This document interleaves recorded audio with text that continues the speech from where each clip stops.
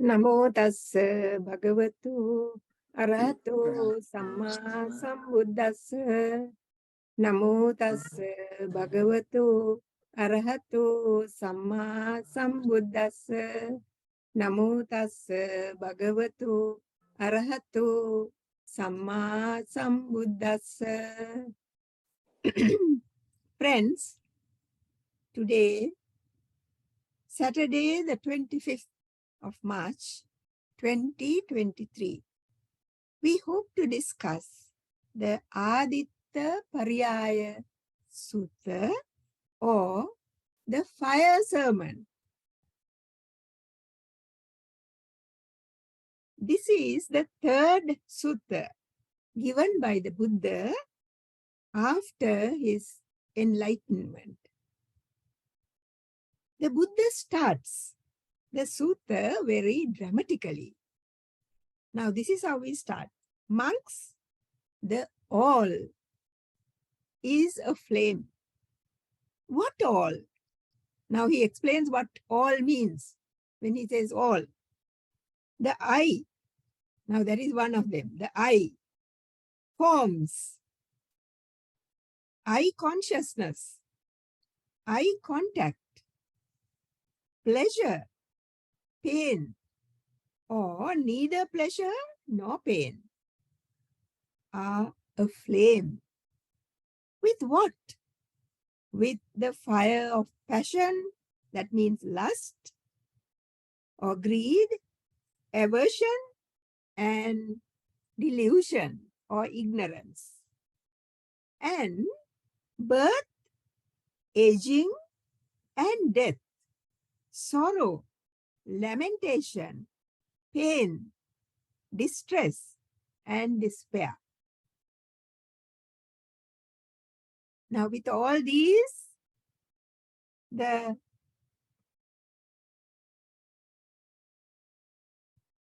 all is all these things that we talked about just now. Similarly, the ear, nose, tongue, body, and mind are a flame. So you can see that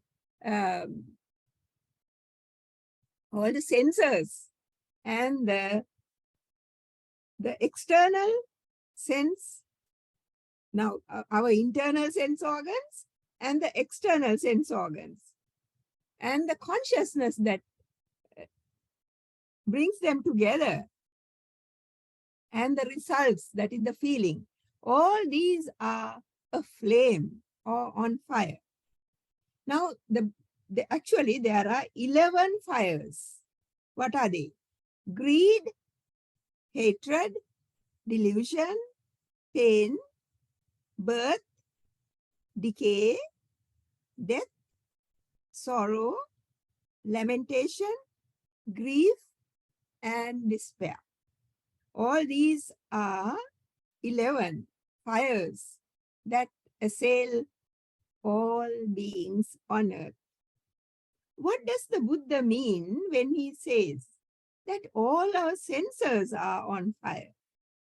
This happens when the senses come in contact with their objects. You know that each sense has a different object, right? The eye with form, the ear with sound, the tongue with taste, the body with touch, and so on, right? In the Buddha's vision, the universe is not an objective reality with continents, planets, stars, solar systems, etc. But in line with the Dhamma, it is our own individual conscious experience based on the 6 senses and their external objects and the consciousness that arises with them. That is the all, or the actual universe. You see, what we have here is the universe. That's what Buddha says, loka.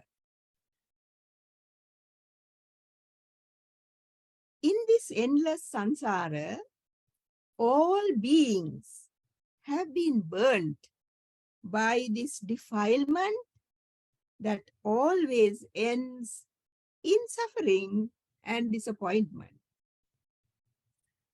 A marriage beginning with love, happiness, and splendor may end in horror, self-disgust, and loathing if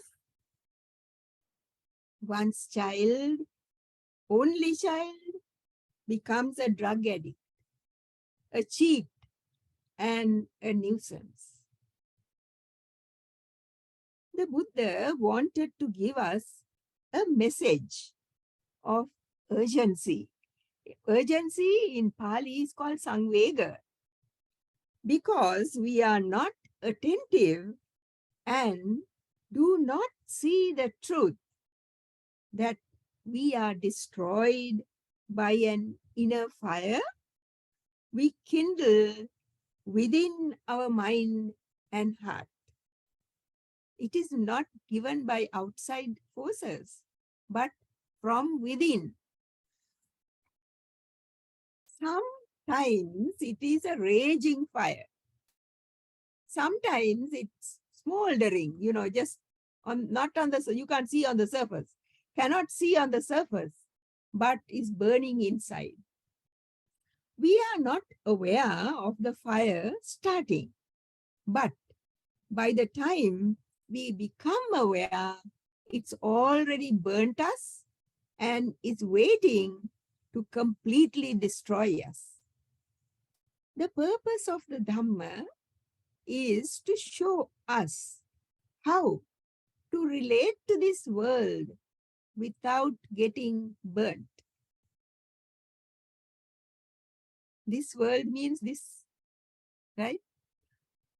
We think this fire comes from outside, but it actually is an inside job that happens by our wrong interpretation and delusion of the visual world, caused by our desire or aversion or confusion.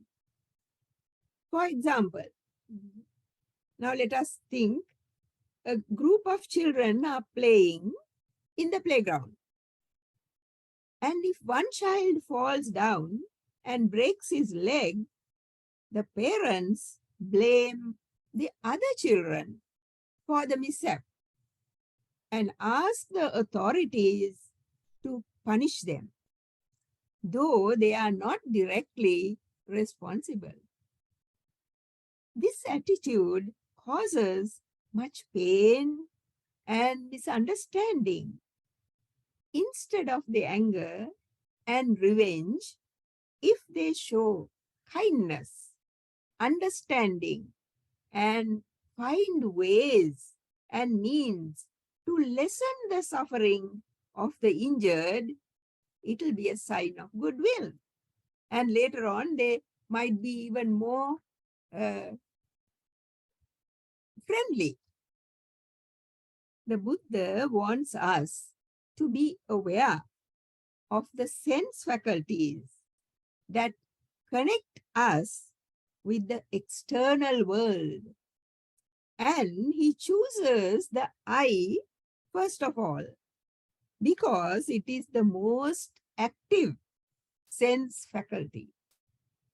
The Buddha sat under the Bodhi tree and looked at how his own human form functioned. In this sutta, he tells us that we should not take our experiences for granted, but take them for what they represent.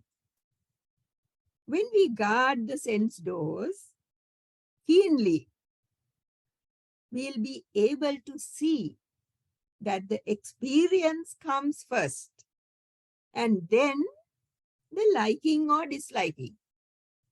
And the sense of ownership comes last of all. Even regarding ordinary everyday things, don't we predict the result? Very often we do. As a little child, we learn that a fire can burn us if we put our hand to it. So from childhood, we understand and we don't put our hands into the fire. As we grow up, before doing something, we predict its outcome. For example, today the lunch will be just to my taste. When it does not happen that way, or as we thought, suffering results. It's not a very deep suffering, but it can be a little suffering, right? These predictions are what the first and second noble truths are telling us. That is the imperfection that is part of the world. Nothing is perfect. We try to hang on, but nothing stays. And our clinging and craving that tries to hold them forever. That is what brings the suffering. One way of breaking out of this cycle is teaching ourselves not to expect a certain outcome to happen and not to predict the future. In this way, we could weaken our sense of I and mine. We talk of being in the present, for instance, right? If we are sweeping the floor or vacuuming, you are mindful. Now, if you are mindful and present, you will be happier and actually see that the vacuum is not abused by knocking it against walls and other hard surfaces, and ultimately see that the cleaning is well done. Otherwise, now if you are vacuuming here and your mind is somewhere else, see, then you don't know what's happening. Half of the dust and dirt might still remain. When we are mindful of the breath, we keep returning to it wherever we are. That is a way of being mindful and being present. This foundation helps us to focus on other experiences with the same watchfulness. Mindfulness of the breath helps us to connect our experiences to the brain or the mind, instead of always clinging or judging, analyzing or criticizing, guessing or rejecting our experience. If we simply be with it, whatever the experience, we may like it or we may not like it, but we just be with that experience, fully aware, we will be keeping the Buddha's advice of maintaining right view and purifying our minds. Because the moment we start criticizing, we are polluting our mind. Now see what the poetess Emily Dickinson said. If you look at it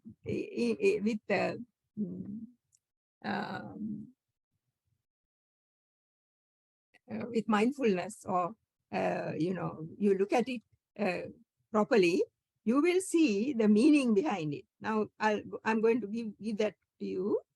The brain. Now Emily uses the brain, right? The brain is wider than the sky. 4, put them side by side. What do you put side by side? The brain and the sky. The brain and the sky. The one the other will contain with ease, and you besides. Now, do you see? When you put, now actually, I would put, instead of brain, mind. If you take the mind and the sky, you can see that you can put the sky into the mind, right? And not only that, even you yourself can go into that. So that is what Emily Dickinson is saying. So you can see how wide the mind is. Now you can see the sky, endless, isn't it? So in the same way, if you put the two together, the mind is greater than the sky. I would replace the brain with the mind. The idea that the mind is so powerful that it can include the whole universe in it means that with proper training, it would help us to end all our suffering. That is what the Buddha was telling us.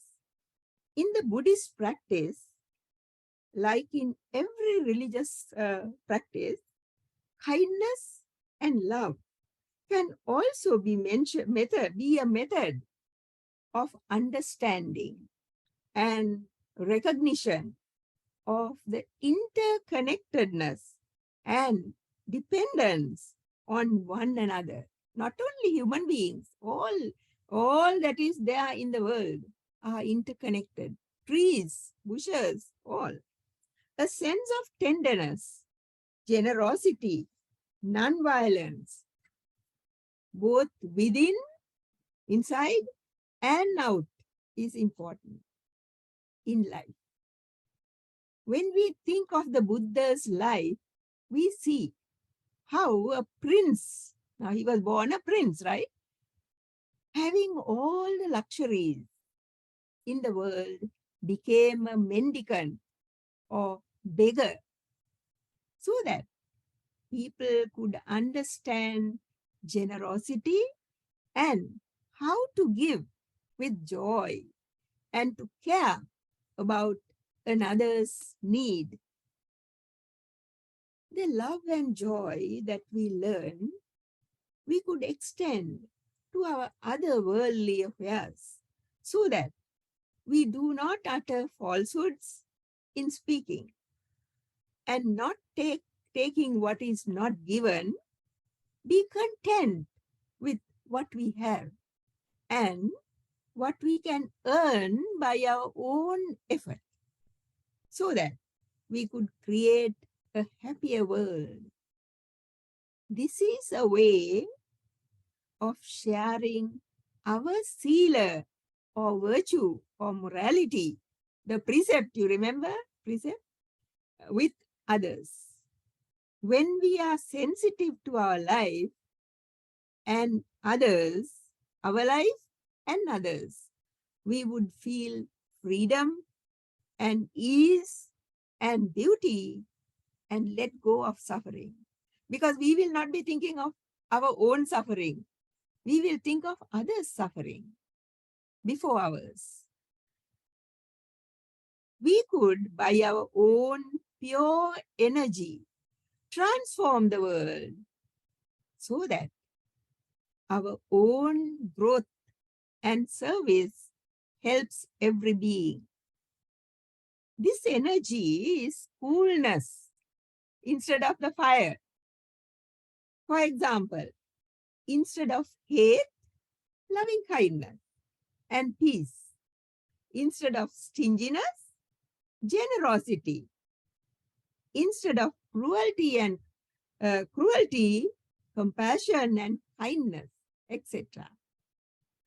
Through meditation, we can stop grasping and slowly learn to be cool and not active all the time. By cultivating wisdom, see, what's going on in the mind, very often we don't see what our mind is telling us. The Buddha said to us, you can do it. If it weren't possible, I wouldn't have asked you to do this. To do this means to get out of this samsara, right?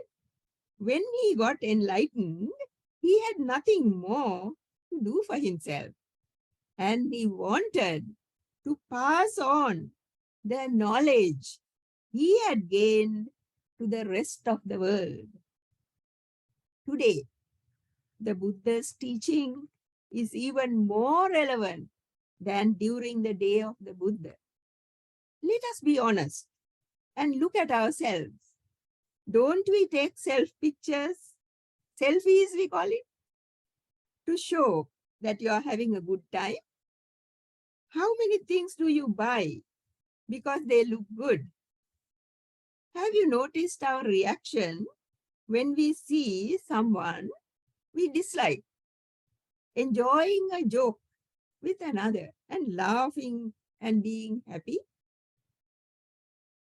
Above all, even when we see others' unhappiness, poverty, hunger, etc., have we not ignored them and dined at expensive restaurants? Mindfulness of the body helps to make us see our own delusions.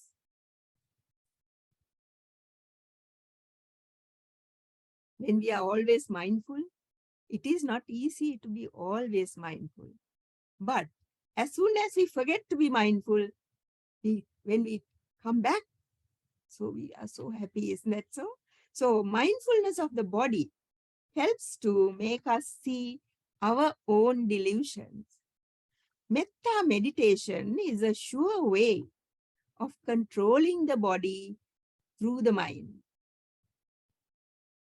There was a queen called Queen Samavati during the Buddha's time. She was a devout lay disciple of the Buddha who practiced metta. And when her palace was burned down with her and her attendants, all of them were inside, she instructed them, that is her attendants, to fill their minds with metta. You see, metta towards not only themselves, but also the person who set fire to their palace, right? So that though they were burned, their bodies were burned, their minds remained calm and peaceful. When we think of the modern world too, we can find people who have transcended normal human behavior and worked for the general well-being of everyone. Just to name a few: Ajahn Chah of Thailand, Mother Teresa, Nelson Mandela, and there may be many others that you will be able to recall. The main message here is to understand what your body is telling you. Recognize what your eyes are looking at and be aware of the fires created by your senses, not to react to them, so that we could find realization, equanimity, peace, and even ultimate liberation. Thank you. Now, if there are any questions, please ask.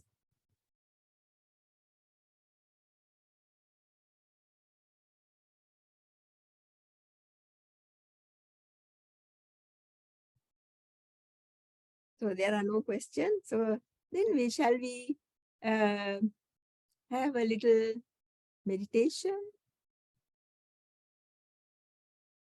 As usual, let us sit down properly with the correct posture, the upper part of the body, the spine and the neck and the head straight, and the lower part of the body maybe seated on a chair or maybe on the floor with legs crossed, but try to keep the upper part of the body straight. And the hands on your lap, or the way you are used to, if you are keeping your hands on your knees, that's also okay. So now today I'm thinking of giving you a meditation related to what we have just, discussed. That is the six senses. Now, you know that in the Adittapariyaya sutta, what we discussed was how our senses get a flame, or they become, they come under fire due to our own uh, delusions, our own hatred, or our own greed, right? So with these three defilements, greed, hatred, and delusion, we all the time, we make our senses become a flame. So now today I have a meditation for you to think of it in those terms. I hope you like it, and I will try my best to give it to you so that later on you yourself can do it on your own. So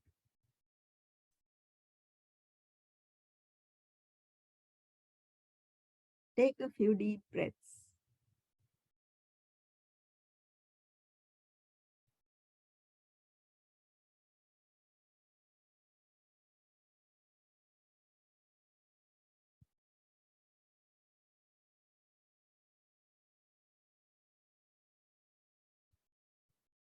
Listen and carefully follow. May my eyes be free of the fire of lust, hatred, and ignorance.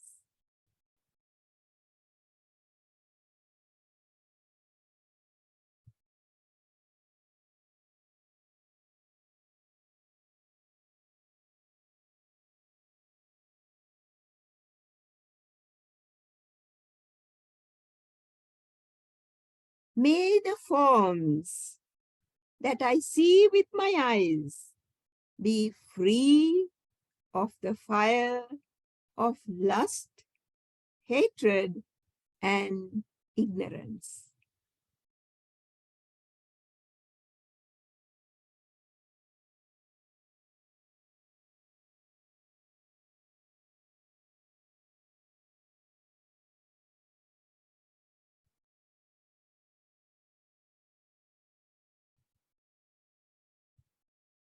May the I consciousness be free of the fire of lust, hatred, and ignorance.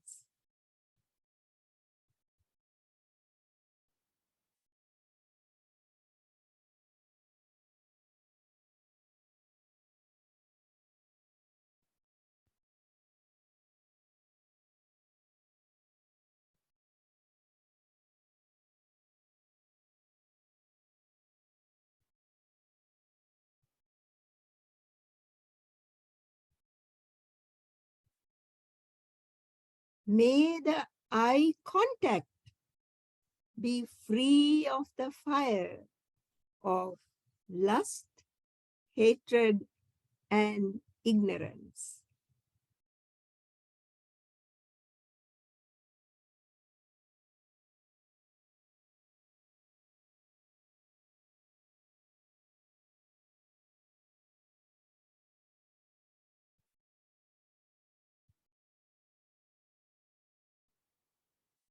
May the feeling that comes from the contact be free of the fire of lust, hatred, and ignorance.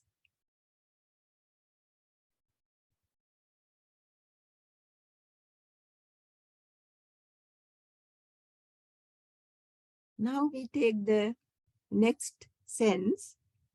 May my ear be free of the fire of lust, hatred, and ignorance.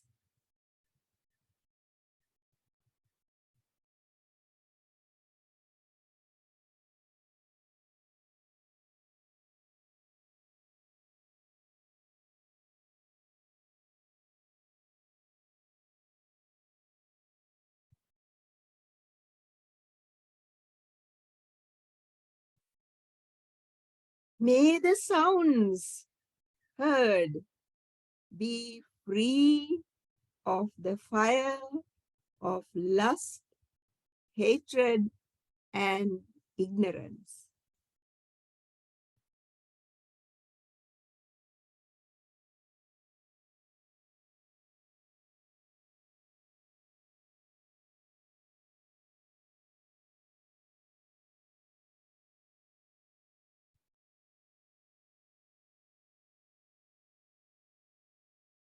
May the ear consciousness be free of the fire of lust, hatred, and ignorance.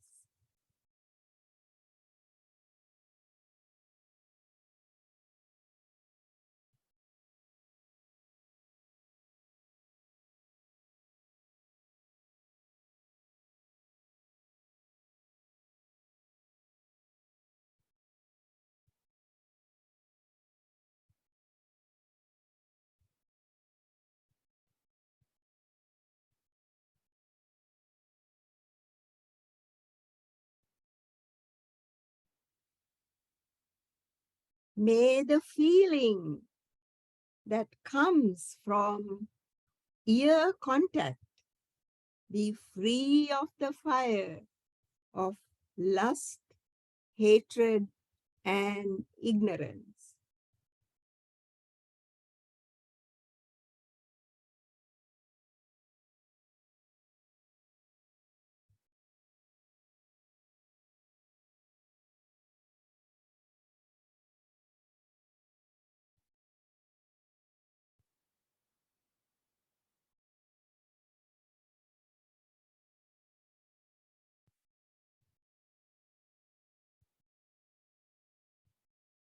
May my nose be free of the fire of lust, hatred, and ignorance.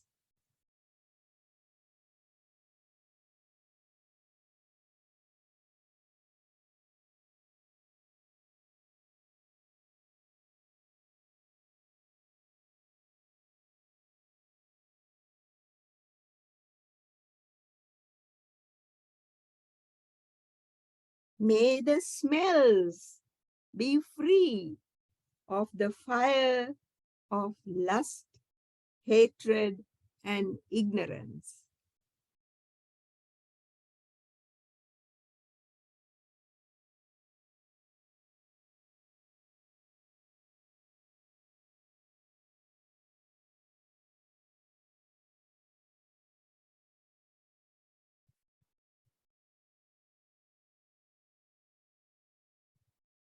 May the nose consciousness be free of the fire of lust, hatred, and ignorance.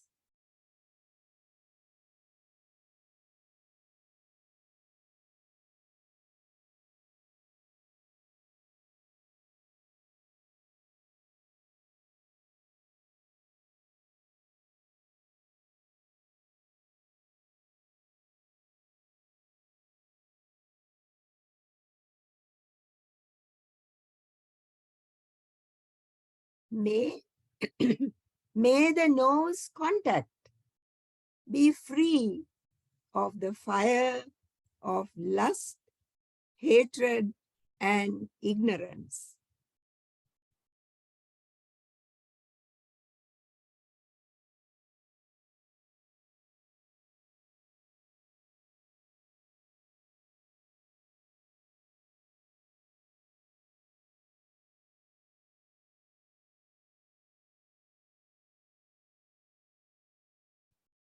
May the feeling dependent on nose contact be free of the fire of lust, hatred, and ignorance.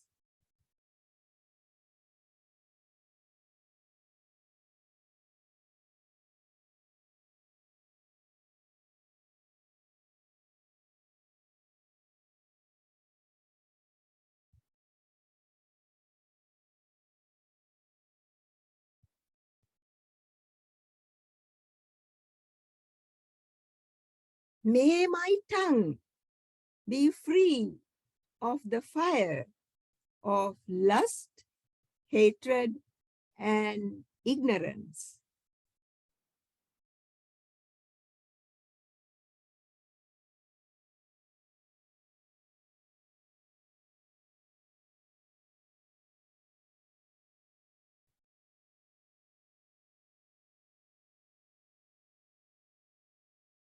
May the taste be free of the fire of lust, hatred, and ignorance.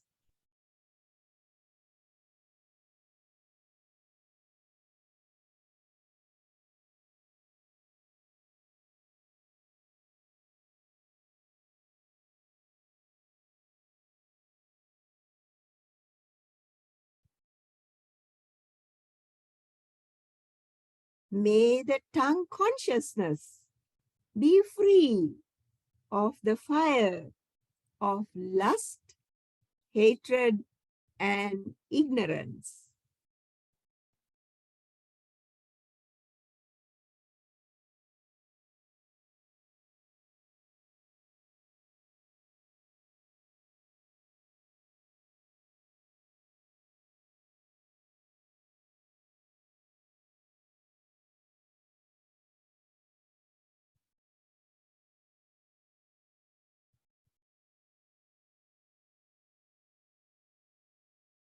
May tongue contact be free of the fire of lust, hatred, and ignorance.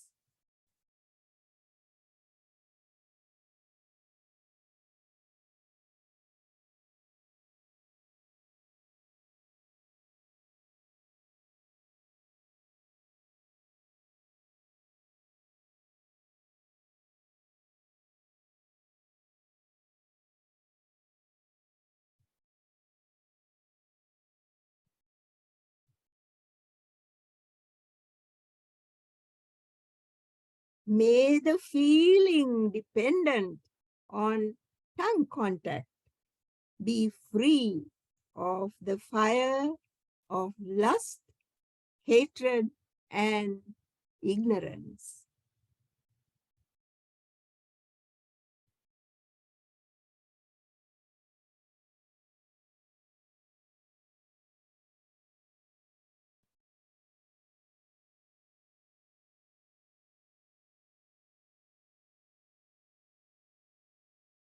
May the body be free of the fire of lust, hatred, and ignorance.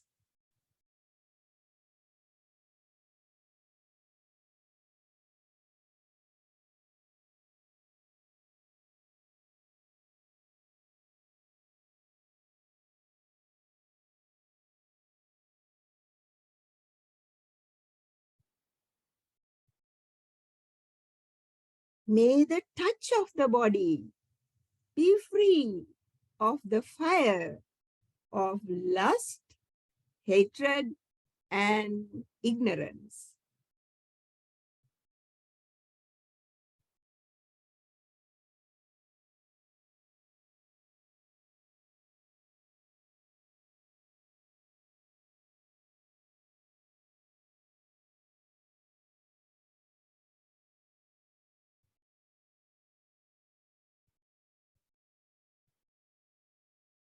May the body consciousness be free of the fire of lust, hatred, and ignorance.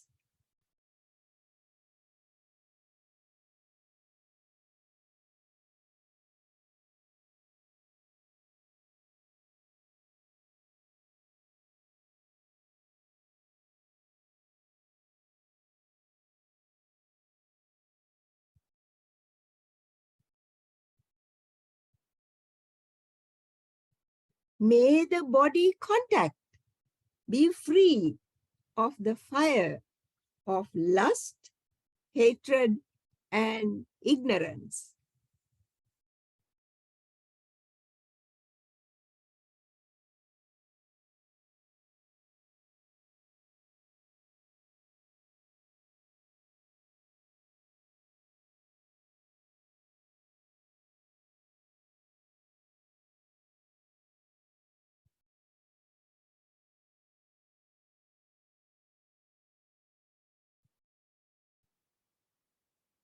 May the feeling dependent on body contact be free of the fire of lust, hatred, and ignorance.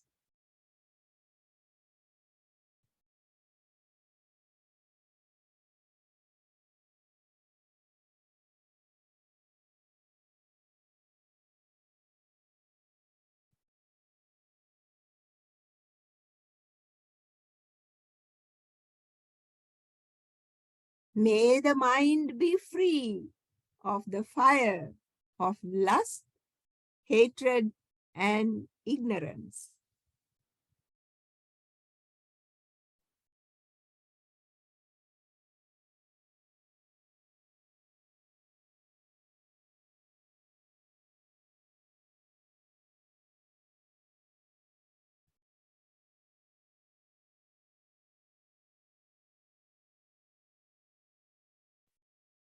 May the mental thinking be free of the fire of lust, hatred, and ignorance.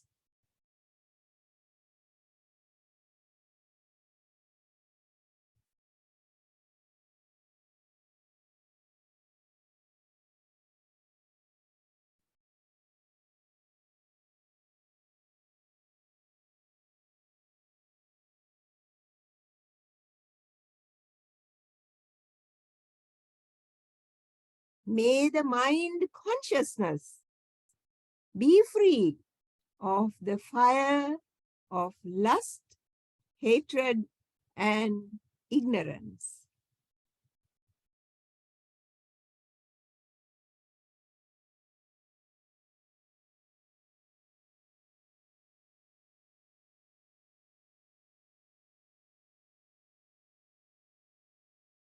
May the mind contact be free of the fire of lust, hatred, and ignorance.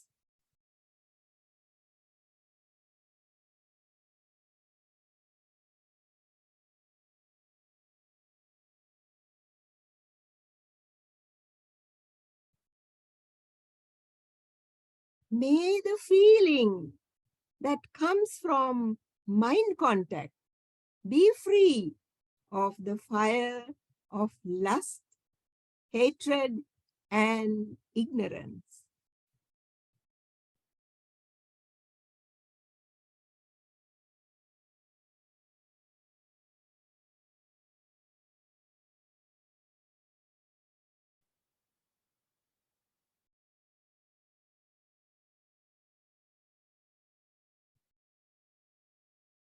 May the six senses, eye, ear, nose, tongue, body, and mind, become cool from the fires of lust, hatred, and ignorance.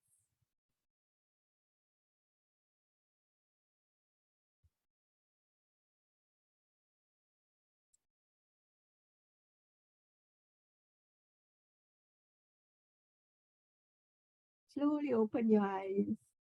and come back to where you are and see whether you have gained anything by doing the meditation on fire.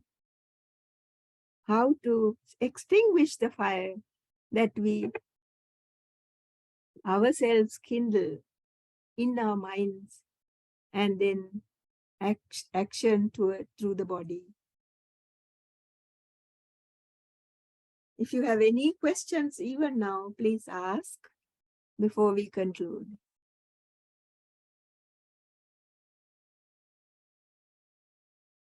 Thank you very much for coming.